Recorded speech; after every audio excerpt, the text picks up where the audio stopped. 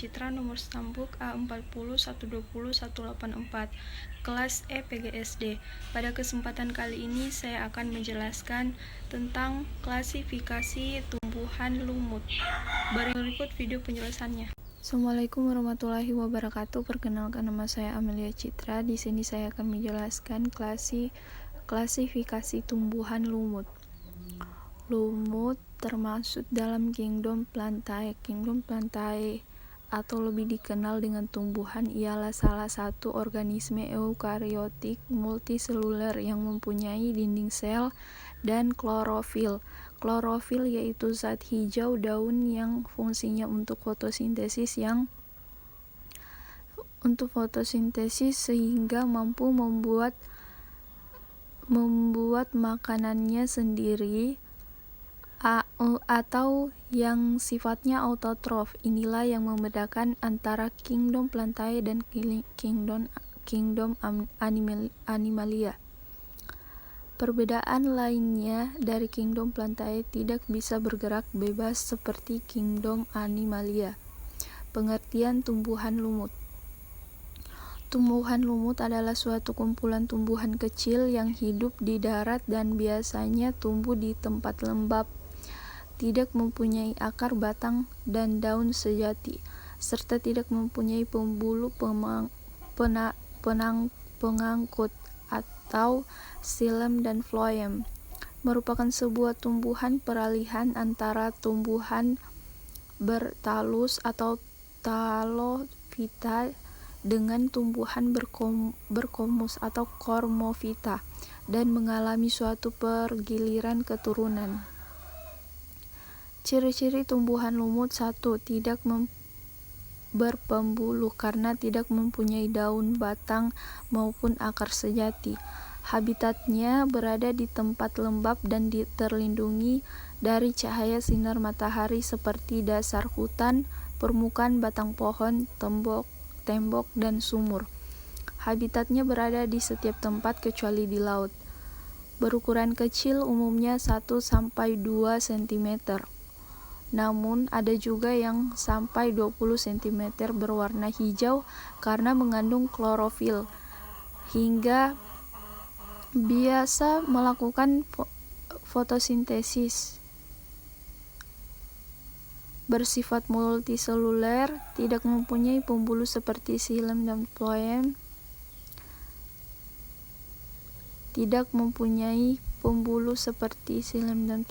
Dinding sel terdiri atas selulosa, mengalami metagenesis. Terus daun tersusun dari selapis sel, kecuali pada ibu tulang daun, dengan tebal 15 sel. Berukuran kecil, sempit, panjang, dan mengandung kloroplas yang tersusun seperti jala. Hanya mengalami pertumbuhan primer, pertumbuhan lumut yang memanjang dan tidak membesar.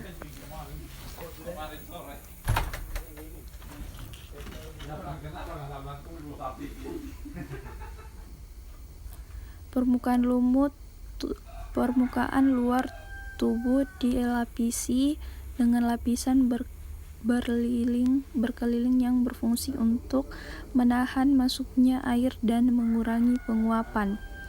Akar berupa akar semu atau rhizoid yang terdiri dari beberapa lapisan sel parenkim dan berbentuk seperti rambut atau benang-benang. Akar itu juga berfungsi untuk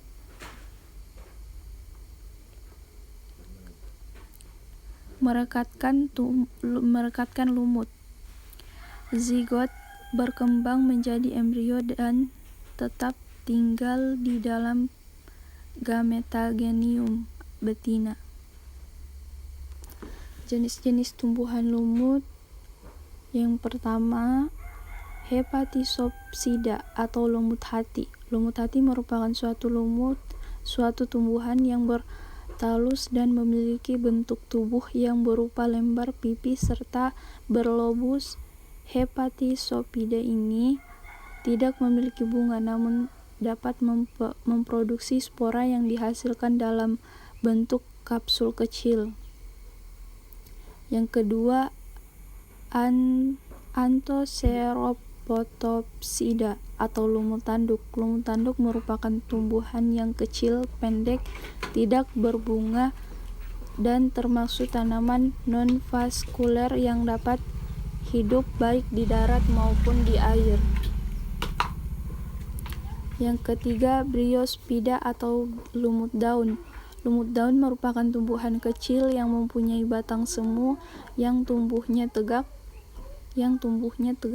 Lumut ini tidak melekat pada tempat substratnya, tetapi mempunyai rhizoid yang melekat pada tempat tubuhnya. Bentuk daun berupa lembar yang tersusun spiral. Manfaat tumbuhan lumut yaitu tumbuhan lumut dapat dibuat obat. Beberapa jenis tumbuhan lumut dijadikan obat untuk mengatasi beberapa penyakit. Jenis tumbuhan lumut yang biasanya digunakan sebagai bahan pembuatan obat adalah lumut daun dan juga lumut hati. Jenis lumut ini bisa dijadikan obat untuk membantu kesehatan manusia seperti sebagai bahan pembuatan obat kulit, bahan pembuatan obat mata, untuk obat hepatitis, sebagai obat antiseptik, obat penyakit jantung, obat pneumonia, mengobati luka bakar dan luka luar, zat anti kanker, sebagai obat anti jamur, dijadikan obat bius, obat hipertensi, dan mengatasi bisa ular. Sekian dari saya. Assalamualaikum warahmatullahi wabarakatuh.